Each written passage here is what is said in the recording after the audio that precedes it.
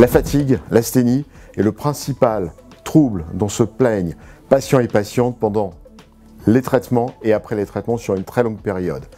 Actuellement, le seul traitement de cette gêne majeure dans la qualité de vie est l'activité physique et sportive, qui doit donc être prescrite dès le début des soins, pendant les soins et longtemps après les soins.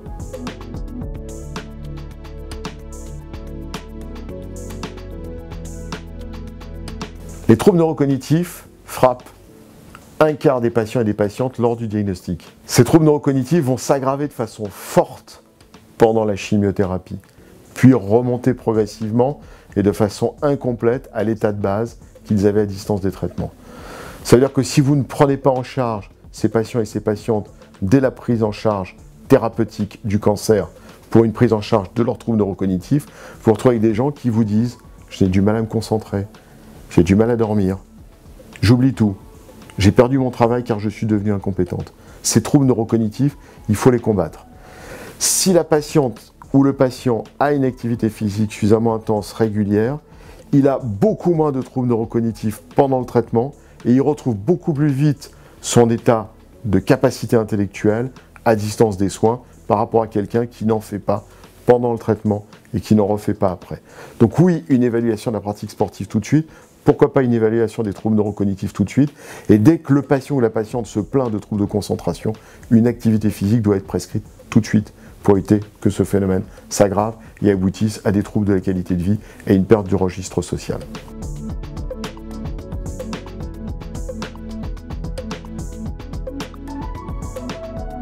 L'ensemble des traitements de la maladie cancéreuse provoque des effets secondaires importants, dominés par des douleurs ostéo-articulaires en cas d'hormonothérapie, par des problèmes de nausées, vomissements sous chimiothérapie et par des phénomènes de fatigue. L'activité physique et sportive contrôle un certain nombre de ces pathologies. C'est en particulier le seul traitement actif contre les douleurs ostéo-articulaires en cas d'hormonothérapie. Il réduit les problèmes de nausées, vomissements sous chimiothérapie et on l'a vu, la fatigue. Il va aussi réduire toutes les pathologies de destruction des masses musculaires et d'atteinte cardiovasculaire par les chimiothérapies et les biothérapies. Donc l'activité physique et sportive prévient aussi ces dégénérescences physiologiques.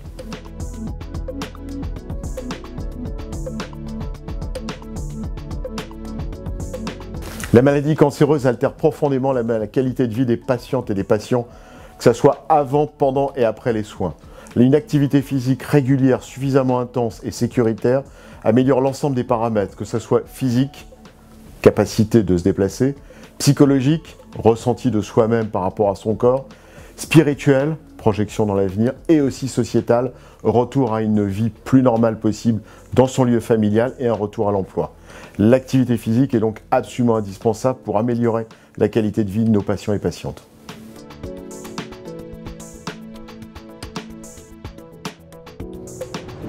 Les patients, ils ont un temps d'avance sur le corps médical. Dans les années 90, début des années 2000, ils venaient là par curiosité. Maintenant, ils viennent parce qu'ils savent que c'est qualité de vie meilleure, chance de guérison meilleure et diminution des problématiques d'effets secondaires et de comorbidité après la maladie cancéreuse. Maintenant, les gens disent « je veux venir, je veux en profiter ». Les médecins, ils ont ce temps de retard. Les premiers médecins ont considéré dans les années 2000 qu'il s'agissait d'une thématique inexistante en cancérologie. Et maintenant, ils s'intéressent à la question et ils cherchent à prescrire. C'est pour ça que ce que vous faites aujourd'hui est fondamental à suivre pour vous permettre d'avoir des guides à la prescription de l'activité physique en cancérologie. Qu'est-ce que disent les patients? Les patients, ils disent « je suis incapable de le faire, j'ai peur, mon corps est fragile, mon corps est douloureux ». Et puis quand ils ont fait une fois une séance d'activité physique et sportive, ils disent c'était une source de plaisir, de bonheur, je me sens beaucoup mieux et je revis. Et j'aurais dû le faire avant.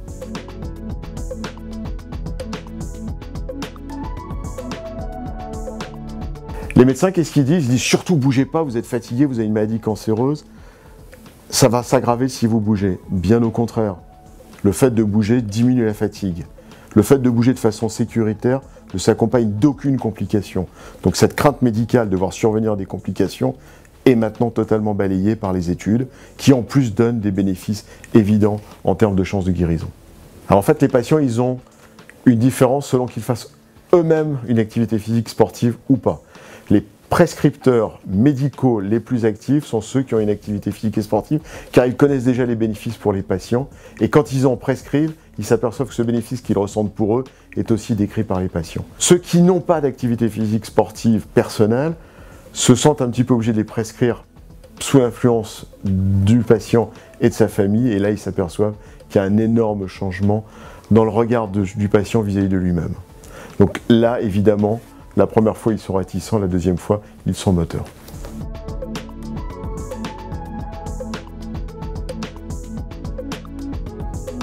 L'activité physique et sportive permet de lutter contre un certain nombre de dégénérescences physiologiques qui surviennent progressivement. Prise de graisse. Une chimiothérapie pour un cancer du sein, par exemple, s'accompagne d'une prise de graisse de pratiquement 2 à 3 kg. Inversement, il existe une fonte des masses musculaires de pratiquement 2 kg pour un ensemble de 5 à 6 chimiothérapies adjuvantes. À côté de tout cela, les douleurs ostéo-articulaires, les troubles cardiovasculaires avec une diminution de la compétence du bloc cardio-respiratoire aboutissent à des troubles physiologiques majeurs chez les patients qui sont quasiment totalement réversés par l'activité physique régulière, qui lutte contre la sarcopénie et qui permet de maintenir un bloc cardio-respiratoire normal, voire amélioré. À côté de ces troubles physiques, l'activité physique et sportive améliore l'ensemble des troubles psychologiques qui surviennent. Angoisse sur l'avenir, sensation de dégénérescence de soi-même vis-à-vis de ce qu'on était avant et perte de sa vie sociétale. L'activité physique et sportive permet de se reprojeter dans l'avenir, de reprendre compétence de son corps, de reprendre harmonie avec les autres, donc de retrouver la vie familiale et la vie dans la société, y compris le retour au travail.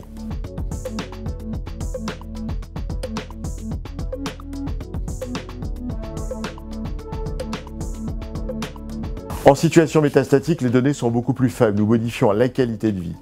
Dire si nous avons une action sur le cours évolutif de la maladie est strictement impossible. Tout ce que nous pouvons dire, c'est que nous modifions probablement les phénomènes de douleur, d'amyotrophie, de dégénérescence ostéo-articulaire, c'est tout pour l'instant.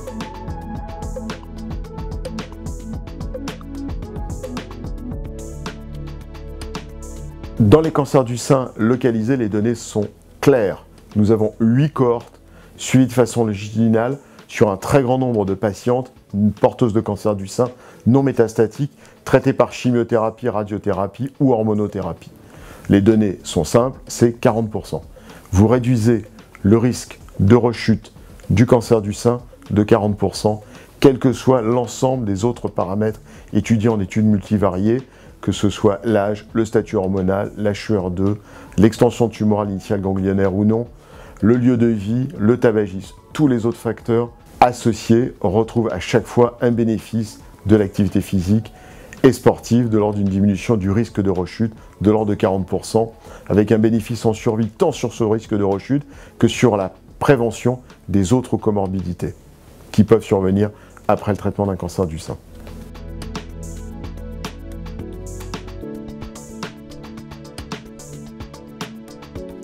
Dans les cadres des cancers du côlon non métastatiques, nous avons actuellement 5 cohortes suivies de façon longitudinale qui retrouvent tous un bénéfice, cette fois-ci de l'ordre de 30 à 40% de réduction du risque de décès par cancer du côlon, à condition d'une activité physique plus intense que celle pratiquée pour le suivi des cancers du sein.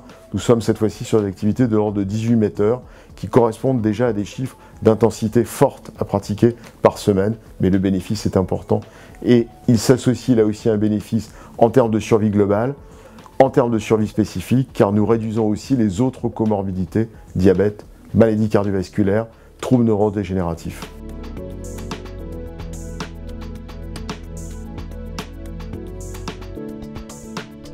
Dans les cancers de prostate, nous avons 3 études longitudinales qui sont faites, qui retrouvent là aussi un bénéfice en termes de diminution du risque de rechute du cancer de la prostate sur des efforts relativement modérés, tout à fait accessibles à cette population. Le bénéfice est là aussi de l'ordre de 20 à 30% de réduction de risque du rechute de cancer de prostate.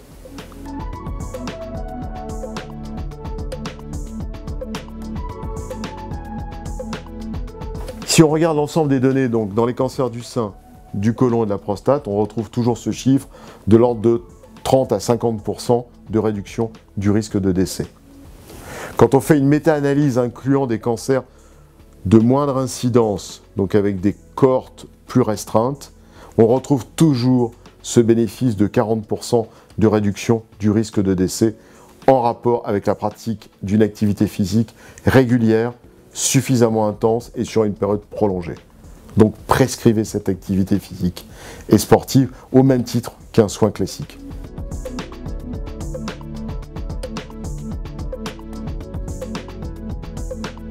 Alors, la pratique de l'activité physique et sportive doit être régulière. Ça veut dire quoi? Ça veut dire 3 fois par semaine. Pourquoi? Parce qu'en fait, les paramètres physiologiques que vous modifiez par une activité physique et sportive sont modifiés 72 heures. Donc si vous devez courir une semaine, c'est 3 fois par semaine. Ils doivent être suffisamment intenses. Et hélas, l'intensité, ou heureusement, dépend de chaque être humain. Vous ne pouvez pas parler d'intensité à un ancien athlète de haut niveau comme à une dame de 70 ans qui, la dernière fois qu'elle a fait du sport, c'était le passage de son baccalauréat avec un Adidas antérieur. Donc il faut adapter votre intensité à ce que peut faire la patiente, peut faire le patient en fonction de son état de santé et de ses comorbidités. L'idée est simple, c'est 3 fois par semaine à une intensité suffisante pour mouiller le maillot, c'est-à-dire avoir une transpiration suffisamment importante. Quelle durée? En pratique sportive, on sait qu'on ne modifie rien avant 3 mois. Donc c'est 3 mois et plus, idéalement 6 mois, voire 1 an, voire toute une vie.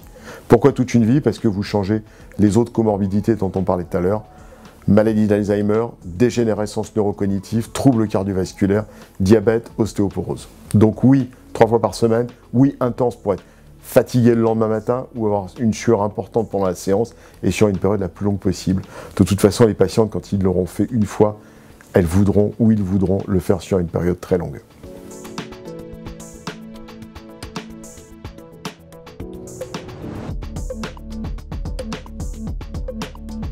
Alors, comme vous l'avez compris, j'espère, l'activité physique, qualité de vie, troubles neurocognitifs, espérance de guérison. Et comment ça marche? C'est très simple, ça n'a rien d'ésotérique, ça n'a rien d'alchimique. Un organisme produit en permanence de la leptine et de l'adiponectine. La leptine est un stimulant de la plupart des cellules cancéreuses, côlon, sein, prostate. Oui, on revient à ces choses. L'adiponectine est un inhibiteur, il détruit au contraire ces cellules. Lors de l'apparition d'une maladie cancéreuse, il y a une augmentation de la leptine et une diminution de l'adiponectine. Lors de la pratique sportive, c'est l'inverse. Diminution de la leptine, augmentation de l'adiponectine. Lorsque vous avez une activité physique et sportive, tout à l'heure on a dit diminution de la sarcopénie, c'est-à-dire augmentation de l'activité musculaire qui va manger du glucose. Le fait de diminuer la glycémie diminue l'insulinémie. Le fait de ne pas avoir d'activité physique et sportive augmente votre glycémie, augmente l'insulinémie. Or l'insuline est un facteur de croissance très important des cancers du sein, du cancer du côlon, du cancer de la prostate. Vous voyez qu'on est en train de faire une boucle. Donc l'activité physique et sportive diminue l'insuline, diminue la leptine, augmente la liponectine. Donc c'est un des mécanismes importants de la lutte contre le cancer. Il y en a d'autres, ça stimule aussi le système immunitaire, et visiblement ça stimule les cellules NK, ce qui dans notre monde où on essaye de faire d'immunothérapie, veut dire qu'il y a une augmentation probable du bénéfice de l'immunothérapie en cas d'une pratique d'activité physique et sportive dans les 72 heures précédant l'immunothérapie. Qualité de vie, troubles neurocognitifs, bonheur, diminution des chances de rechute, diminution des chances de deuxième cancer et d'une autre maladie. Alors oui, il faut le prescrire pour retrouver une vie la plus normale possible. Et puis en tant que médecin, pour avoir moins de travail, puisqu'il y aura moins de rechute.